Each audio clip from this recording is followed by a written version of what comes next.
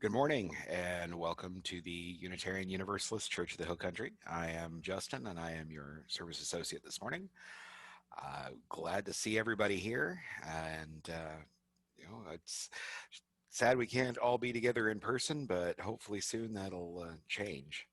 I know we have some in-person services scheduled soon, socially distanced and outside, so I'm looking forward to seeing all of y'all face to face again, or mask to mask, as it were.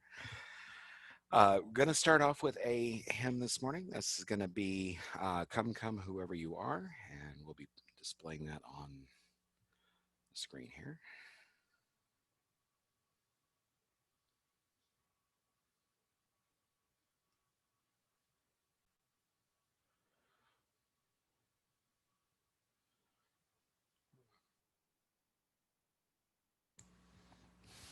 Always like that one. Let's see if we have any announcements. Please raise your hand or give me a wave or something. I do see one here from Linda that UGRA sent us a thank you note for our participation in the river cleanup. Thank you to everyone that was able to get in on that. I'm sad we missed out on it.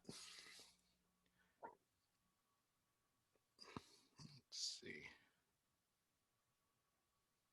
I don't see any.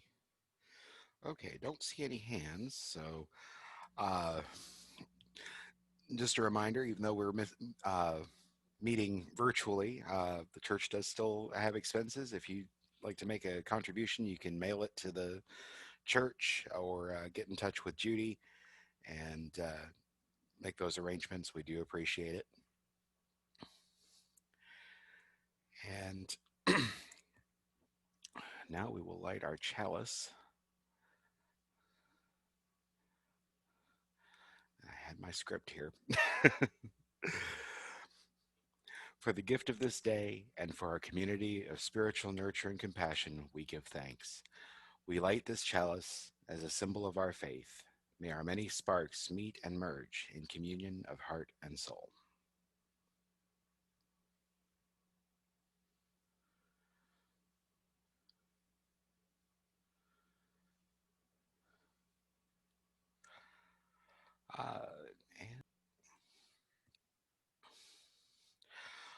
Now we're going to do the affirmation and the mission statement, and I'll have that up on the screen momentarily. We journey together, guided by UU values, to seek, nurture, and serve our loving church family, our community, and our world.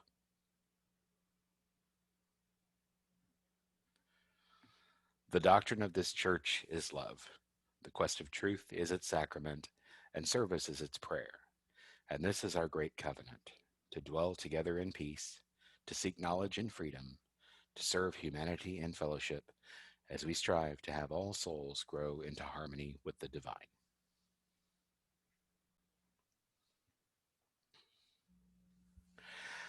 Now we're going to be playing another hymn. This is going to be Building a New Way.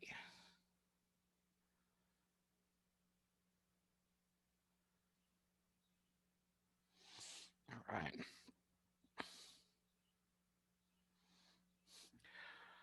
All right, now I'm going to turn it over to our guest speaker, Elena Westbrook. I'd like to thank you for joining us. Give me just a second and I'll get your microphone turned on. There you go. All right, All and right. there you go. Wonderful. Thank you so much. And thank you to Janet and Brian for inviting me this morning and everybody who helped put this service together. It's so good to see all of you and have a little moment of communion with our UU neighbors when we can't travel. So that is awesome. And what a delightful community that you have. It's so nice to see the friendship and bonds among all of you. Um, so when I started thinking about what I wanted to talk about this morning, I decided I would just work from where I've been lately. And that hasn't always been a very good place. So I never wanted to be the kind of person who harbors murderous thoughts about other people just based on their yard signs. But honestly, that's where I've been recently. I was driving through Dallas last week and I saw a sign in someone's yard, had a cartoony orange toupee, and under it the word yes. I presume that's supposed to mean hair yes. Well, a little embarrassed to admit it, but I was wishing all kinds of horrible fates on the owner of this house. Fates involving fire and biblical floods or worse. This is not really who I want to be. How about you? I'm wondering, how are you doing on the being kind to your enemies front? When you see people in the store refusing to wear masks or sporting a MAGA hat, do you think, oh, well, that person has different experiences and beliefs than I do? Or do you start muttering under your breath, you idiot, you are the reason we are still in a pandemic? You can guess where I am. So when I first started learning about the 7 UU principles, and that's lovely that you print them right there on the order of worship. That's terrific. When I first started learning about them, I took that first principle, the inherent worth and dignity of all people, as a natural restating of the theology I grew up with in a liberal Christian congregation, that God loves everyone. It wasn't until I found myself explaining UU theology to an incredulous Baptist friend that I realized our 7 principles might actually be radical. She said, "What do you mean you don't think there's a hell? What happens to people who do bad things?" Well, I said, the point is that we separate people's essence, who they are, from their actions. We can see that someone is doing bad things, and sometimes we have to stop them from doing those bad things or protect other people from the damage that they do, but we still recognize that that person doing bad things has basic human worth. And as Unitarian Universalists, we believe that we have a common destiny, whatever that is. I used to hear Adolf Hitler or Osama bin Laden used as examples of people who challenge us on this principle. They seem to be held up as the epitome of evil, the worst we could imagine. And still, our UU principles and theology asked us to recognize that they were human. And all humans share a common fundamental nature. And at a distance of decades and oceans, I could do that. Hitler and bin Laden became abstractions. And isn't it true, too, that we want to judge other people by their worst actions, but ourselves by our best intentions? So I could keep these things in mind and say, yes, did horrible things, still have inherent worth. Until the last couple of years. I mean, atrocities are not new. The atrocities have always happened. We have 400 years of history of people in the United States doing terrible, terrible things. Ask our indigenous neighbors.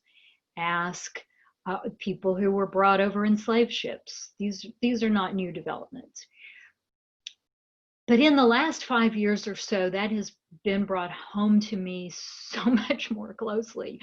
More and more people seem determined to prove that their inherent nature is hateful, selfish, and destructive. In short, evil. It's kind of a UU evil without Satan, but evil, not worthy. And I found myself asking, is everyone really inherently worthy? Does everyone deserve to be treated with respect and dignity? Do they? I call it a crisis of faith, Unitarian style.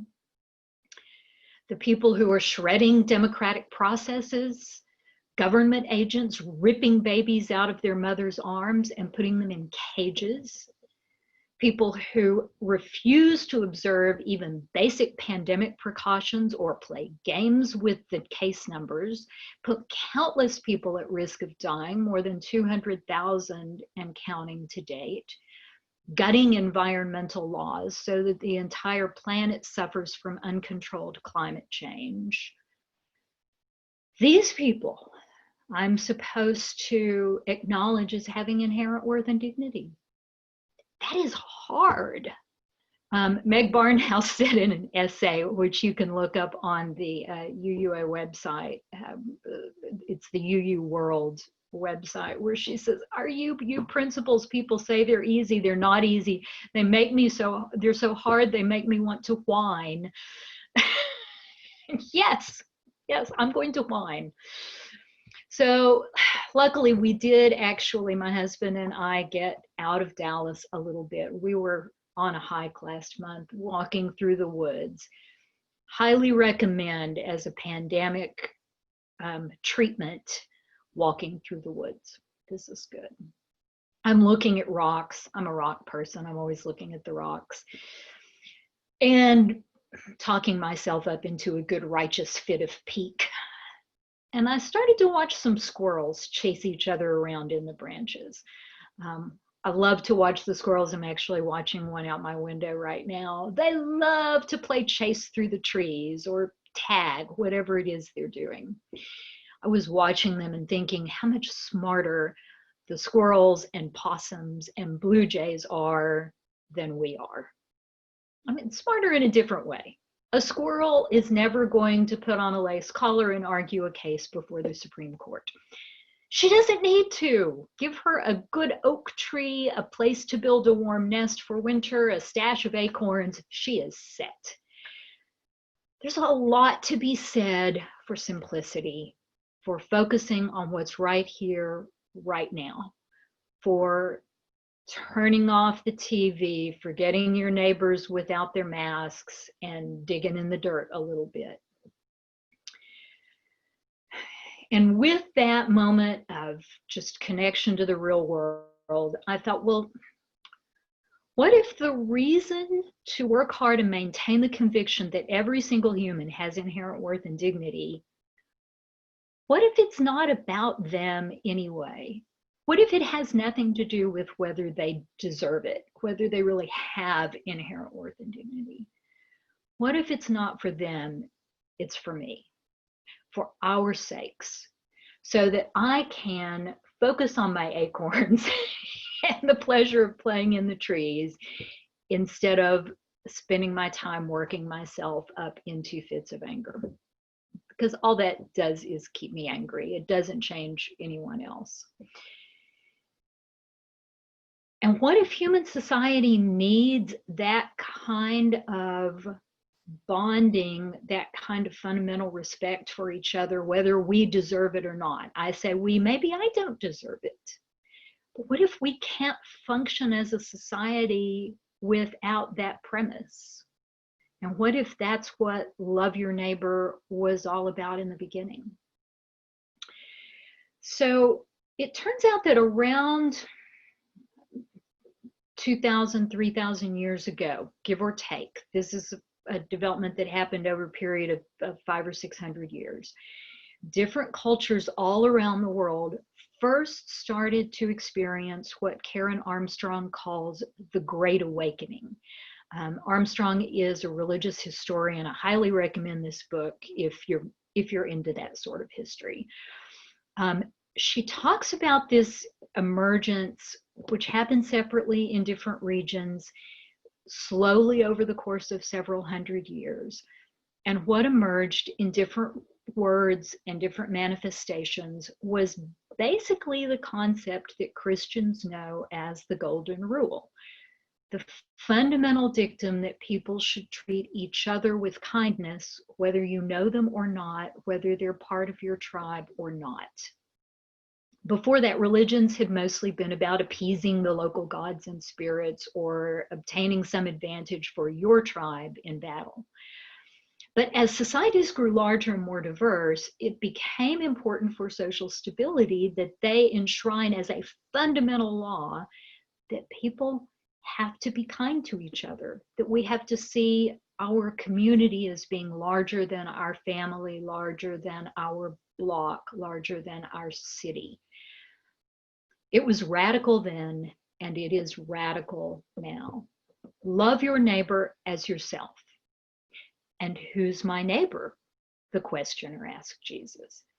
Your enemy, the stranger, the immigrant, they're all your neighbors. And I think there's a reason that human civilizations grew exponentially after this foundation was laid. So, one of my personal passions is environmental protection and climate action. So, I keep an ear to the ground on the UU Create Climate Justice website. If you are interested in such things and haven't found that yet, I recommend going to look for it. It's a discussion board and activist network that is maintained by the UU Ministry for the Earth. And one of the groups that's an ally is called Citizens Climate Lobby, which is working to pass a bipartisan climate bill in the US House and Senate. It's technically a debate, is what Amory Lovins of Rocky Mountain Institute used to call these, but the main word here is bipartisan for the Citizens Climate Lobby. And so it's important for their mission that people be able to talk across that red-blue divide. And I got an invitation from CCL to participate in a webinar they called Depolarizing Angels. So I thought, well, now that sounds like a good thing, depolarizing, being able to span this gap. So I signed up. And as preparation for the workshop, the facilitator sent out a little questionnaire. So I'm going to ask these questions, and you take a minute and think about what your answer is. Let's see if you do better than I did. They call this recognizing your inner polarizer. First question, all of these you answer on a scale of 1 to 10, with 1 being never or rarely and 10 being yes, all the time. So just, you don't have to tell me, but just think about it. What's your answer? How often do I find myself thinking about those people on the other side without much regard for the variation among them? How often do I find myself assigning mainly self-serving or negative motives to the other group and mainly positive motives to my group? i.e., they just want to make more money by digging oil out of the ground and burning it and destroying our world, whereas my side is trying to save our world. Like that. How often do I find myself focusing on the most extreme or outrageous ideas and people on the other side, making it hard to see how a reasonable person could remain in that group? And which of the following is closest to my overall or most common emotional attitude toward the majority of people who support the other side? Here are your choices. Hate. These are enemies out to destroy the country. Disdain. They are ignorant and they should know better. Pity. Well, they are well-meaning but duped. Basic respect. They make contributions even if they are mostly off base. And then respect and appreciation. They make unique and necessary contributions. How'd you do? I didn't do well. I have to admit, looking at that quiz and then later participating in the workshop, I realized my inner self has been pretty polarized. The problem is hating people and thinking of them as worthless and evil doesn't solve our problems. And if there's one thing that's antithetical to UU beliefs and theology, it should be making a claim that we have a monopoly on truth. Most UUs I talk to are pretty open to a wide range of theological beliefs. Believe in one God? Fine. Believe in no gods? Fine. Pantheist? Fine. Why do we have such a hard time being open to a similar range of political viewpoints? And along those lines, I've been troubled lately by our tendency toward becoming an illiberal left. We're seeing the beginnings of a crack right through the middle of our faith between those obsessed with rooting out white supremacist culture in the UUA and those concerned that this well-intentioned desire to root out racism is in fact creating a culture that is just as authoritarian and oppressive as the forces it originally opposed. Now, whether the UUA's recent cultural turns are necessary and good is a subject I'm not going to get into here. That's worth a whole sermon.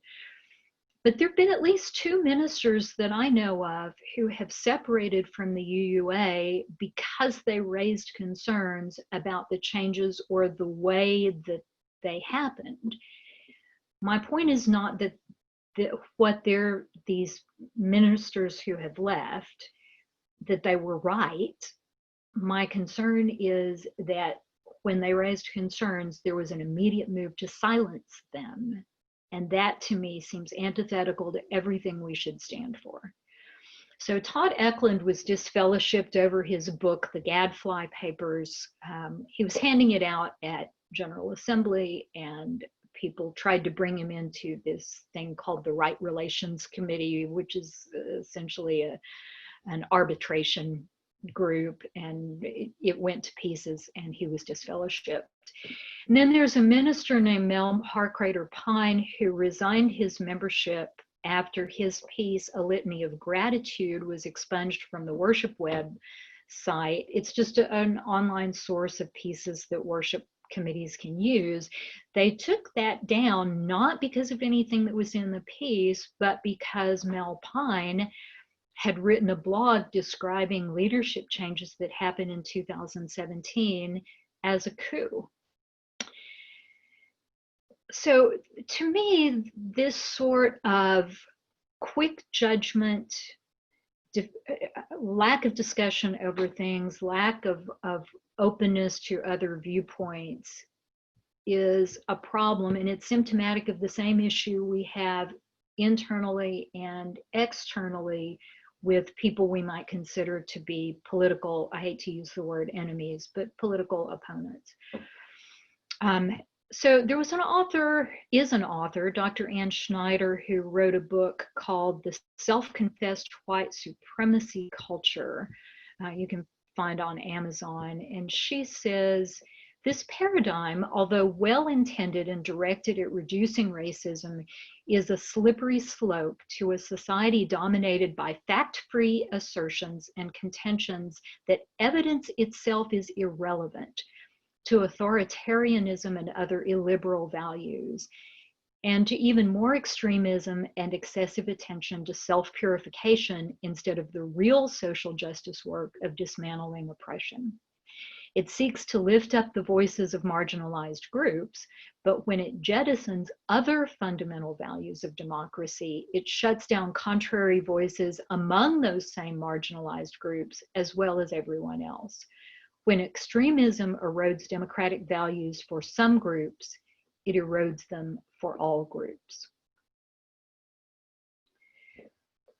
So what I'm wondering is, do conservatives have a nugget of truth when they complain about cancel culture? Is it possible that we're falling into the same trap of hatred and stereotypes that drive actual white supremacists and the Proud Boys? And if we can step back from those feelings for a moment, perhaps we can get enough distance to summon a little understanding for the people who make us so angry. At least enough understanding to grant that they're still human. Human like me, human like us. We can't forget that UUs are tribal beasts like everyone else. It's in our biology. It's the monkey mind that the Buddhists talk about. It's the amygdala. And it's what we have to fight against with our powerful frontal cortex. It's so easy to say that we encourage the free and responsible search for truth. But you have to ask yourself, are we too scornful of religious orthodoxy, as if it were not possible to search for truth and find it in traditional Christianity or a similar faith? We've struggled with that contradiction for as long as I've been a UU. And we've struggled with the tendency to be politically judgmental too, although never as strongly as now, at least in the 20 years I've been here. My concern is not that we're too liberal. My concern is that we are not liberal enough, at least not liberal enough to do the hard, painful work of saying we promote and affirm the inherent worth and dignity of every person and mean Mitch McConnell and Donald Trump when we say it. Whether they deserve respect and dignity is really irrelevant. If we start asking people to prove that they are worthy, then truly, who would qualify? I'll tell you honestly, I would hate to have to prove my value as a human being. What's good enough? Who qualifies? And who decides? So if we truly value kindness and acceptance of each other as our highest moral values, we can't afford to start making judgments about who deserves that kindness. And I'm not talking about not making judgments on their ideas. Judge their ideas, please judge their ideas, but not their humanity. So for that reason, and because I do believe we have to create the world we want, I think it's important for us to fight against hatred in ourselves and acknowledge that even people who do truly hateful things still have inherent worth. So that Depolarizing Within workshop had some really practical things to say about that. They had a few suggestions. These are things you know, they're just reminders. First, tell yourself that the other side is more varied than the stereotype.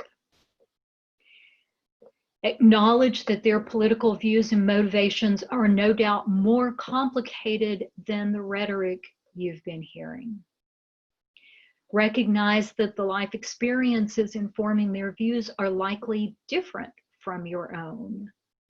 I liked a line, I think it was Meg Barnhouse who suggested this, that when you encounter someone spouting what you think of as nonsense, instead of saying, oh, no, that's completely wrong, let me tell you why, instead you say, can you tell me how you came to believe that? And get their story. Develop relationships with a variety of people who differ from you politically. This is hard. Relationships undermine stereotypes, but these days it's really hard to stay friends with people who are spouting what I consider hateful rhetoric. My husband, for one, has unfriended on Facebook everybody that he considered to be destructive. I got off Facebook entirely. It made me too angry. And when we're not being exposed to the complexity and reality of a broad range of other views, it really does leave us in those famous echo chambers and with a skewed view of the world. So relationships are still important. And next, distinguish between policies and people. Justice Scalia and Ginsburg can be our role models here. They held deeply opposing views of constitutional law and fought fiercely with each other, and yet they were close and true friends. That's what I am now aspiring to. Finally, we can try actually listening to people and acknowledging what we hear, even if we disagree. We don't have to agree, but we can stop and try to shut down our emotional reactions long enough to at least look at why people think that way. It's not doing my mental health any good to stay furious at half the country all the time. And it doesn't do the future of the country any good for all of us to be divided in two. I don't want to end up like the Shias and the Sunni, or the Israelis and the Palestinians. And if we're going to turn back that tide, we have to do it as individuals. I've always known that our 7 principles are aspirational. There's always been this gap between what the principles espouse and the reality of our daily world. But that gap between aspiration and reality, that's where the spark appears. So if we really want to create peace and create a world we can live in, we have to take responsibility for creating the current of love and respect that can jump that gap. So if you're struggling to accept the idea that everyone has inherent worth and dignity, you're not alone. But living as if they do is the only way our society can survive. If you've been where I am, I invite you to take a deep breath and, for your sake, not theirs, reaffirm that everyone has inherent worth, even the ones wearing MAGA hats. Because if we want a world our children and grandchildren can continue to live in, we have to create it. Amen. So may it be.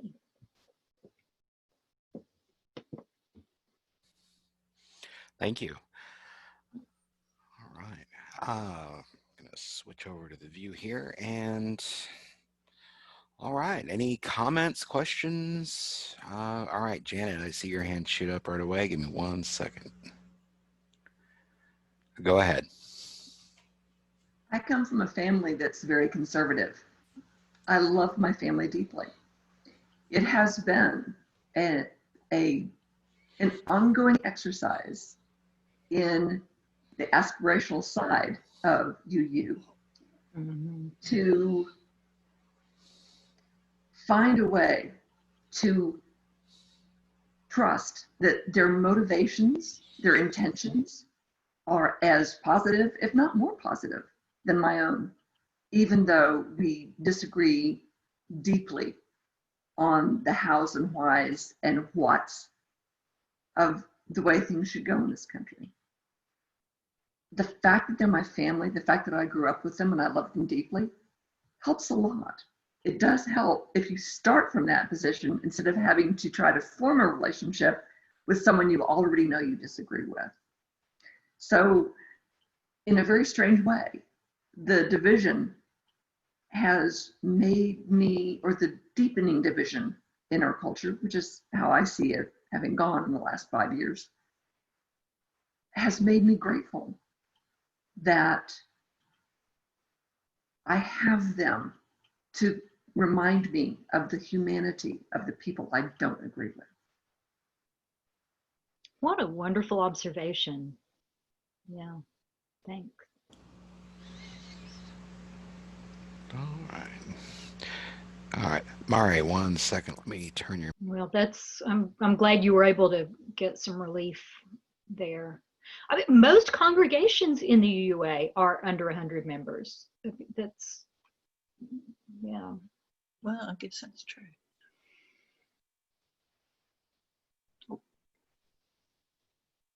Good morning. I want to go back to your survey that I did not do well on as well. Personally, what have you done to work on that? That's hard. Yeah, it is. I have tried to find some sources. Part of it's just reminding myself of people I know, like Janet's example. I only have one family member who is a radical conservative, and frankly, I've struggled with her my whole life anyway, so that's not a great example. It's terrible. But I have people I work with. I manage content and proposals for a national accounting firm. So I'm surrounded by CPAs all day, most of whom are wonderful, lovely, generous, conservative people. We really do not talk politics at work. This is a good thing. But I get hints from time to time. I probably could make a pretty good guess of where they stand on some issues. And so when I see something that's particularly troubling, I try to picture one of the partners that I particularly like and think, okay, if I were talking to Mark Lund and those words were coming out of his mouth, how would I take them? So that's sort of one approach. The other is going and looking for conservative writers that I can at least take in, who are not knee jerk. So Rod Dreher, who I don't particularly agree with on a lot of things. He used to write for the Dallas Morning News, called himself a crunchy conservative, which I think was supposed to mean like granola mom, but Catholic. He's definitely far more conservative than I am. He takes a lot of his positions out of his Catholic faith, which I respect, even if I disagree. But he writes from a reasonable viewpoint, and he's someone I can take in. There are a few conservative columnists in the New York Times that I try to follow. Brett Stevens is one, to get exposure to some other viewpoints. I can't do conservative Twitter. That it just raises my blood pressure, and I end up wanting to throw the phone across the room. So I've just tried to search out some other resources so that I'm not always in the echo chamber of the woke left.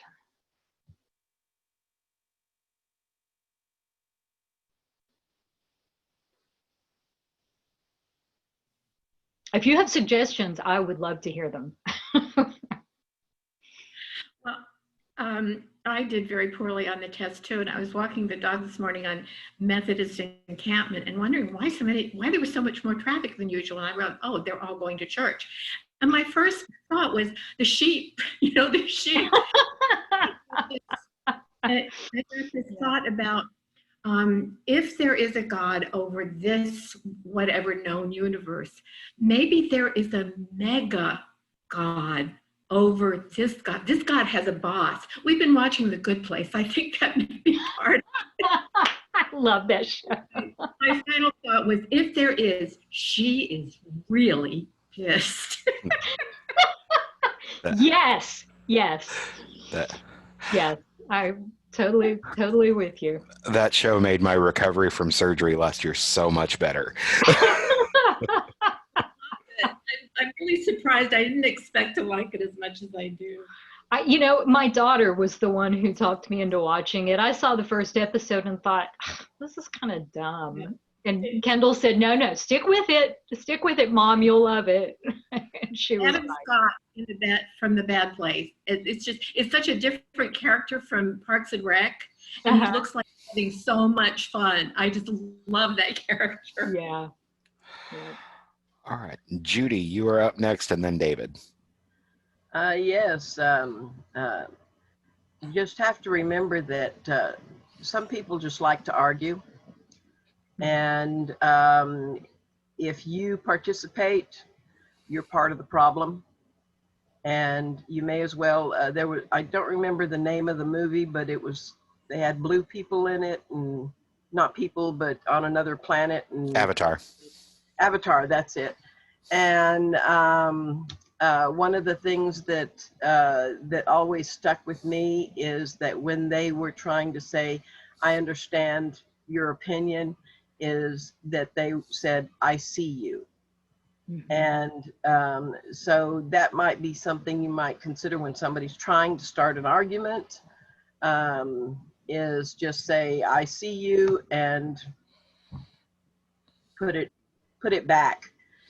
Either walk away or change the subject or whatever. But some people just like to argue, and that argument can really bring your blood pressure up. That is absolutely true. And also there's good communications research showing that if you argue directly with someone and you say, it is a lie that X, what people remember is the lie. You're really just reinforcing the myth or the falsehood, and they don't remember the correction as well as they remember the original myth. So yes, I used to believe that if we could just talk this out and if I could communicate it well enough, that everyone would come around to the right viewpoint. And if they don't understand that yet, it's just because they haven't heard the right argument. And I now recognize that is absolutely not the case. And there are people that it's just pointless trying to engage with. But there are people that it's worth engaging with. And even if we're not engaging with them, we can say, all right, I disagree with you. I'm not going to engage. I'm not going to argue with you, but I'm going to recognize your right to exist and have that opinion. All right. And David, you're up next. And then I'll get to Donna and Carolyn. Okay. So this is a subject that I've been thinking a lot about, and I really enjoyed the sermon, got a lot out of it. What I've been doing, because I recognize this in myself, and it makes me feel bad that I hate these people, and I don't want to experience that feeling. It's ugly and offensive, and I don't like it. And so anyway, just on my own, what I've been doing is trying to look at Mitch McConnell and even Donald Trump as human beings. And what I mean by that is I look at the wattles under Mitch McConnell's chin, and I imagine him going home at the end of the day, and I imagine him very tired. He's keeping up the good fight in what he believes in, but it's tough and hard, and he's not sure it's going to work out, because I know darn well he feels that way. Any human would. And even Trump, sometimes when he walks toward the helicopter, his shoulders are kind of down. I'm seeing him from behind, and he looks pathetic. I mean, he looks pathetic. And I'm serious, that trying to see people as humans, as pathetic or sad or angry or troubled, as humans just like we are, I find it helpful. I mean, the contradictions remain because the fury doesn't go away, but I do think that I'm feeling differently about them from trying to imagine their lives, trying to imagine their lives when they're off camera, what they're like as people. How wise and wonderful. Thank you, David. All right. Although I do have to share this because it's a funny thought, and I know a lot of people here have seen what I'm referencing and can relate. When it comes to Mitch McConnell, I can't help but start humming the Duck and Cover song with the little turtle. He definitely looks like a turtle. I think you can't argue. Yeah, I keep, you're carrying that from some reincarnation. What's the turtle thing? Yeah, I don't know. But all right, Donna, you're up, and then Carolyn. Okay. I know that I have said this many times to many people, but I think it holds true. I've lived in a lot of different countries, and I know that we see the world through the lens of our own experience. And there's some thought that whether you're liberal or conservative has some genetic background as well. But I try to remember the parable of the blind men describing the elephant. And depending on what part of the elephant they were touching, they knew exactly what an elephant was like. And I think that's where we all are. Absolutely. All right, and Carolyn. Thank you, Elena, for that. It was wonderful. And it's really too bad. It was kind of a preview to the service that I'm doing on October 18th. And it's too bad it's not next week because it would be a perfect segue. And oddly enough, you were explaining our principles to a Baptist friend, someone from Baptist. And the service that I'm doing, the sermon that I'm doing actually, was written by a Baptist minister, which is very interesting. And he says, why we must not look away in the current crisis. And while we all, to protect our blood pressure and our sanity, would rather look at cute puppies and pretty gorgeous scenes of the Alps, we really need to not look away. And we really need to as hard as it is, immerse ourselves in it and understand what's going on and the implications of what's going on. And whoever the players are, understand them and be part of it, not look away, not pretend if you look away, it'll go away, because it won't. Anyway, stay tuned. That should be interesting. Mm-hmm. All right. I think that was everybody there. So, oh, all right, we're going to go ahead and extinguish our chalice. We extinguish this chalice flame, daring to carry forward the vision of this free faith, that freedom, reason, and justice will one day prevail in this nation and across the earth.